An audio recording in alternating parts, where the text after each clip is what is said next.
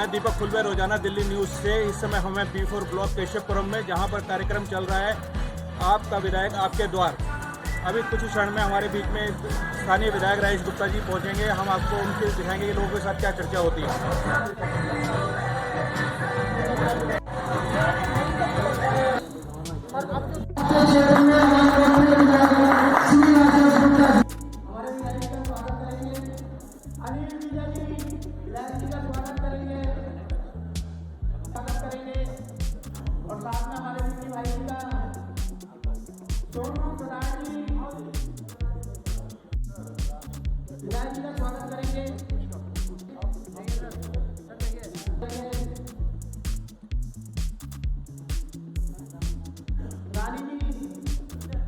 हमारे विधायक रेखा जी विधायक का स्वागत करेंगे। नरेंद्र सिंह जी भाई साहब आ जाओ। स्वागत के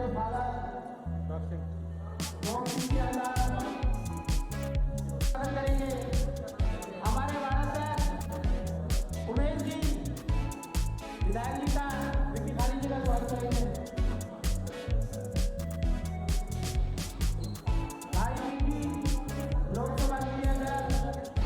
स्थानीय विधायक राजेश गुप्ता ने B4 ब्लॉक केशवपुरम में आपका विधायक आपके द्वार कार्यक्रम किया और लोगों की शिकायतें सुनी। इस कार्यक्रम में B4 ब्लॉक के निवासी और आप कार्यकर्ताओं ने बढ़ चढ़कर हिस्सा लिया।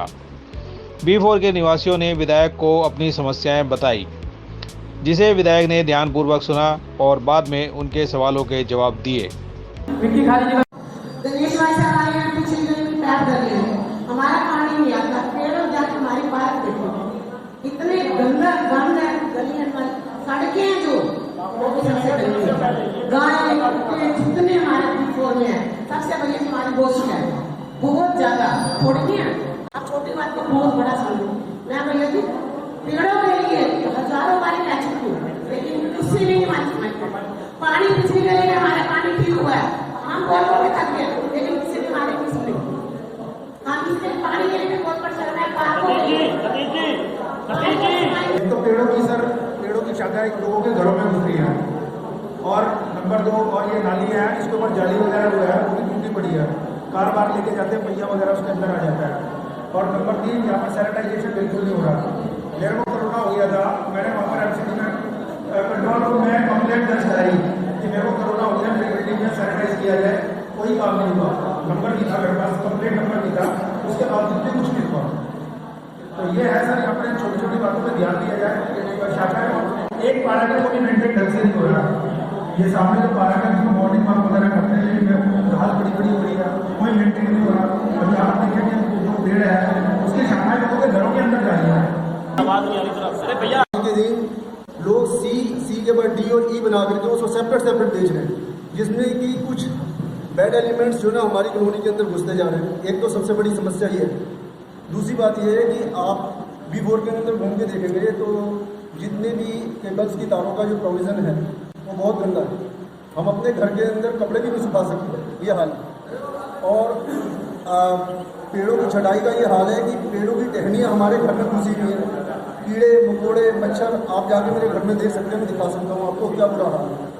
दूसरी बात ये है कि पीछे RWA के यहाँ पे सिलेक्शन की बात हो रही थी, हमने भी उनके कहने के ऊपर जो भी हमसे अमाउंट बन सका हमने पार्टिसिपेट किया, लेकिन वो भी काम अधूरे में पड़ा है। क्या RWA के अंदर आप लोगों का किसी से कोई सहयोग नहीं हो सकता कि भाई आप किसी किस्म से कोई ऐसी एक्टिविटी क्रिएट करें जैसे कि RWA जो है यहाँ पर सेटल हो रही है?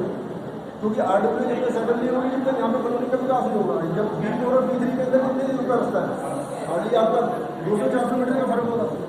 लेकिन इस कॉलोनी के अंदर भी अगर जो थोड़ी सी अगर जो मान लो सुविधाएं हो जाएं, तो यहाँ पे भी आज अगर जो B4 के गेट के ऊपर अगर जो 2 संतरी बैठ गए, 2 गार्ड बैठ गए, तो मैं नहीं समझता यहाँ के फ्लैट्स की कीमत 10-10 लाख रुपये बढ़ जाएगी।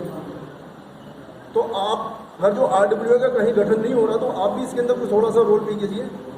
अब जो इन लोगों ने आपसी कंट्रीब्यूशन से जो गेट लगवाए हैं वो भी काम उधर में पड़ा है, तो कहीं ना कहीं आपका सहयोग मिल जाए, काम पूरा हो सकता है। ऐसे तो हमारे क्षेत्र के विधायक हर समय उपलब्ध है, कोई भी समस्या ऐसी नहीं है कि जो उनके लिए है।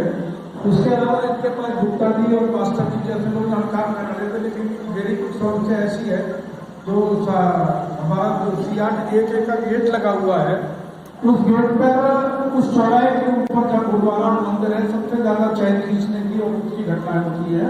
तो मैं विधायक जी से मांग करूंगा कि वहाँ पर CCTV कैमरा जो लगाए जा रहे हैं वो लगाए। मैं उसके लिए अपना बिजली कनेक्शन देने के लिए तैयार हूँ।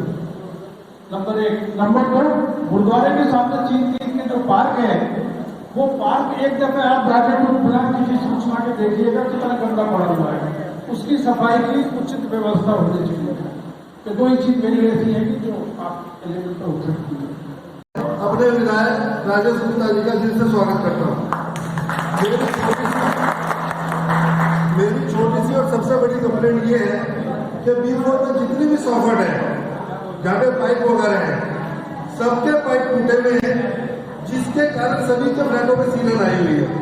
बात करते हुए मैं निवेदन करना चाहूँगा कि एक तो जो B4 की गलियाँ हैं वो बिना ढकी हुई काफ़ी हैं और टूटी हुई हैं, जिसकी वजह से आने जाने में बहुत दिक्कत होती है और परेशान। तो उसकी वजह दूसरी समस्या श्रीमान जी ये है, मैं निवेदन करना चाहूँगा B4 के अंदर गाय और कुत्ते ये बहुत ज़्यादा फैल रहे हैं, जो गंदगी को फैलाते हैं और लोगों को निकलते बढ़ते हुए डर सा लगता है।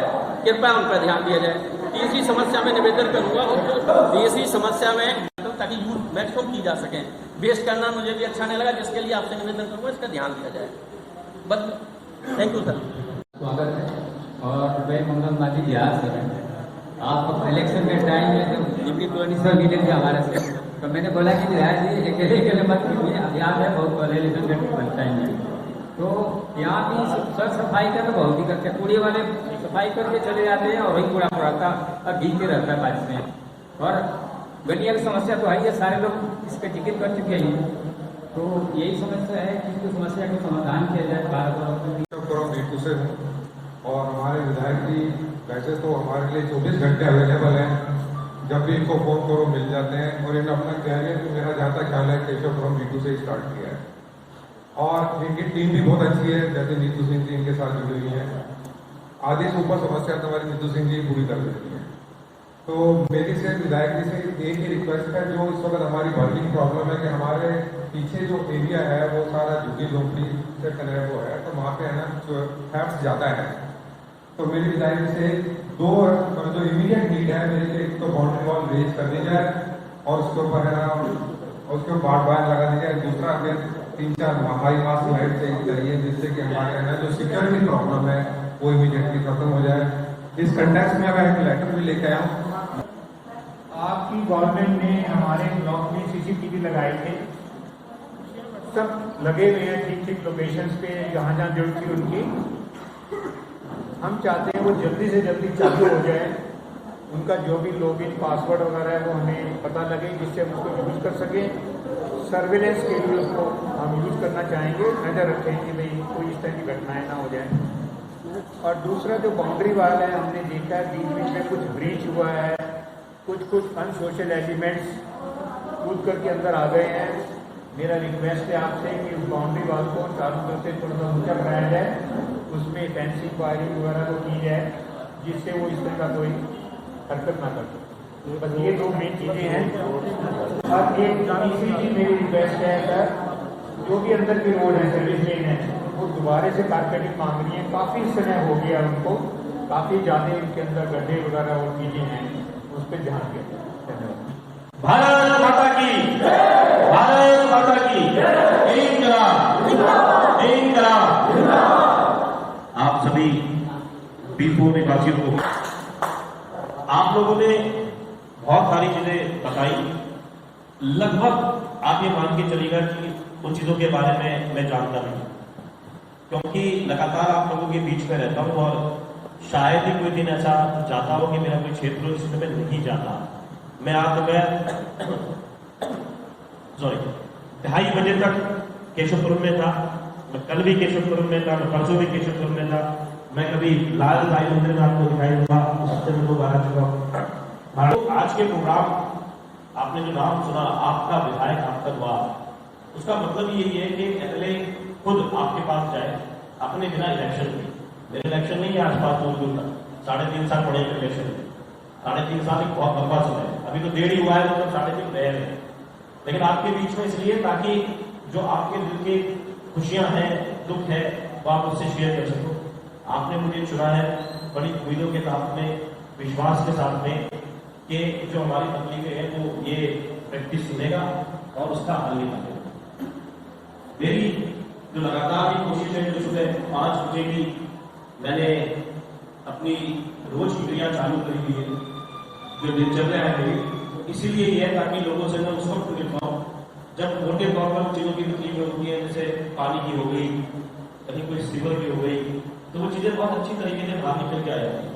बहुत सारे लोगों ने पार्क्स की बातें करी, गलियों की बातें करी, तो उस वक्त आराम से देखी जा सकती है, समझी जा सकती है, क्योंकि ज्यादातर लोग उस वक्त फ्री होते हैं, मेरा भी दिमाग फ्रेश होता है, और अधिकारी पे जब मैसेजेस जाते हैं तो वो समझते हैं कि हाँ 5 बजे विधायक हो रहा है, तो मैं भी थोड़ा सा कुछ करना चाहिए। एक बात जो बार बार सामने कॉन्टिन्यूसली आती है, मैं जहां कहीं भी मीटिंग करता हूं, ज्यादातर जो मसले उठ के आते हैं वो 10 में से कुछ नहीं तो 8 कम से कम एमसीडी के उठते हैं। अभी तो आपने उठाए एमसीडी के उठाए। एक जो सज्जन कह रहे थे कि, और आंटी जी ने जो कहा कि हमारे पानी की तकलीफ है वो मेरे पास है, इसके अलावा जितने भी मुद्दे आपने उठाए वो सारे एमसीडी के उठाए। कहा कि C7 का जो गुरुद्वारा है, C3 का जो गुरुद्वारा है, C7 का जो गेट है, वहां पर चैन स्नैचिंग होती है तो वो पुलिस का होगा, मतलब वो भी एक अलग जगह है। बाकी जितने मैटर आपने उठाए उनमें से सिर्फ एक दिल्ली सरकार का या विधायक का था, लेकिन उसके बावजूद भी जब हम आए तो आपसे बात करना चाहते हैं, हमें समझना चाहते हैं कि एक्चुअल में ज्यादा तकलीफें क्या है, हमें समझाना चाहते हैं कि उसमें हमने क्या किया है, क्या हम कर रहे हैं, क्या हो सकता है, कितनी जल्दी हो सकता है, क्या नहीं। जैसे कि अगर मैं मुद्दों की बात उठाऊं, मैं कोशिश करूंगा क्योंकि मैं लिखता नहीं हूँ, ऐसे मुझे याद रखी चीजें। मैं इधर से शुरू करता हूँ। चौधरी साहब वीटू के प्रेसिडेंट हैं, अभी दोबारा चुन के आए, कुछ दिनों पहले भी यही थे, लगातार जैसे उन्होंने कहा 15-20 साल से ये 60 में है।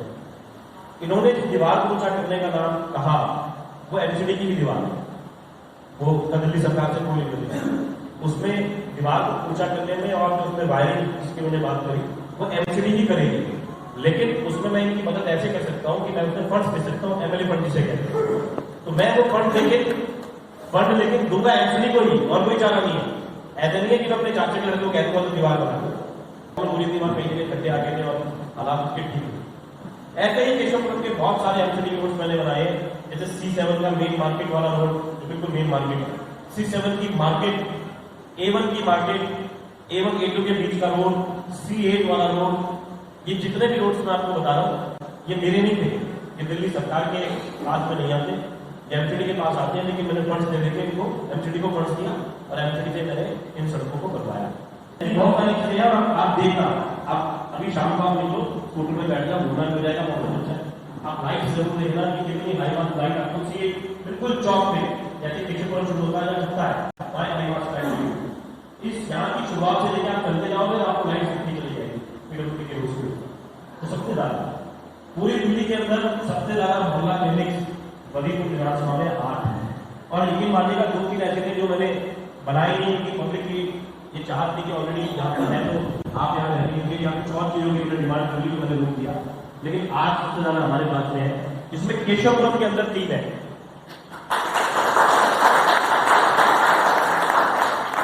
और लगातार 2015 में ही मैंने उसको सबसे पहले बनवा लिया था, जो A2 में था और जो C3 में था, और उसके बाद में जो हमारी पानी का जो जलगुड़ का यूरिया है उसके ऊपर बना हुआ है, आपने देखा।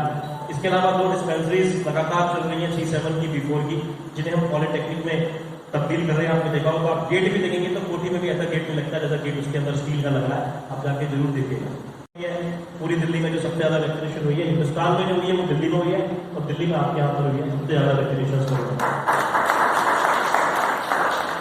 जिसमें हमारे स्कूल्स, जिसमें नंबर 1 का जो स्कूल है उसमें वैक्सीनेशन हो रही है, HCOM का स्कूल इसी वार्ड में आता है, अशोक विहार में, उसमें वैक्सीनेशन हो रही है, फेज 2 भी स्कूल में हो रही है, भारत नगर के अंदर हो रही है, लगातार वैक्सीनेशन करा रहे हैं। टेस्ट RT-PCR सबसे ज्यादा कॉन्टिन्यूसली हम कराते रहे, क्योंकि श्रीनगर में या शास्त्री नगर में हॉस्पिटल नहीं है या मॉडल टाउन में हॉस्पिटल नहीं है, तो वो वजीरपुर में आते हैं, हमारे यहाँ पर आते हैं, तो उनका टेस्ट, जैसे A2 का जो हमारा मोहल्ला क्लिनिक है उसमें टेस्ट कराने वाले 50% अगर हमारे हैं तो 50% क्लियर करते भी आते हैं।